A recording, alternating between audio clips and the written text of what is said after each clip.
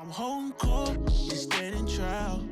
Why ain't I see you round back when So you I was ran into down? Mac Dre in the I county? did. I ran into Mac Dre in the county jail. Yeah. Is he the one now? It was rumored, I don't know if this story was true, did he put you up on game with the phone and the rapping over the phone? So Lynch, we're working on 24 Deep before I went before I got arrested, and then Lynch, I had not recorded vocals for it, so he sampled me on songs, but he hadn't recorded me or anything for me.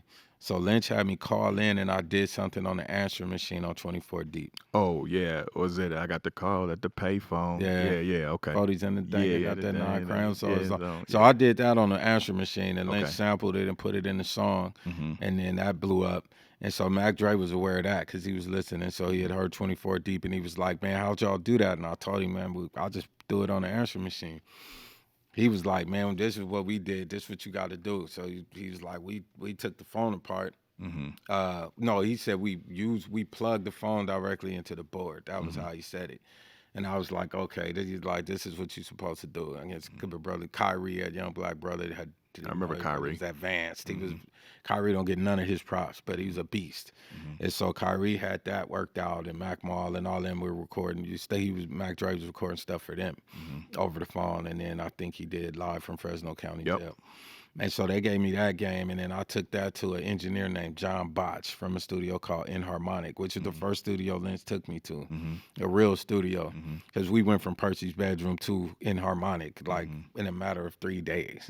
It was like if you can afford, if you got to pay for your studio time, but you pay for the time, and I'll make sure that you get your stuff recorded correctly. That was Lynch. Right.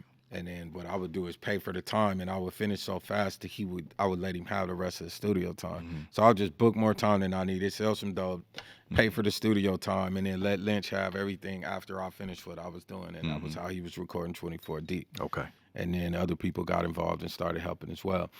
But anyway, he fast forward, I take that back to John Botch, and John Botch is like, I think we could expound on that. And so he took the phone apart, soldered the wires, the transmitters, and plugged it directly in the board to service as a microphone. So everything I said through the phone came out of the mix board. And then I called on another phone, and he had that soldered and plugged it in so that the music came out of the phone. So I'm listening to the beat on one headphone, and I'm rapping the beat on one phone. Damn. A phone with the beat and a phone with the mic. Yeah. And that was how I recorded Exorcist. Exorcist. In the day room in the county jail. Another classic.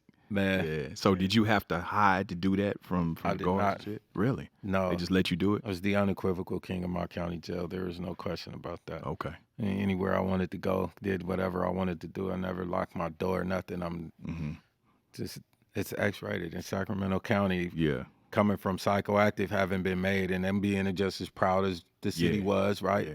So you had some of these cops who were just as proud as anybody else. Like that, yep, there you go. And it's like there is no phone list. There's no. Yeah. So I wasn't doing nothing wrong. Oh, okay. So what? No. Okay, Like I got you. What he uses his phone time for is what he uses it for. And we can't see that he broke a rule. Okay. And so now you either have to invent a rule or you have to leave him alone.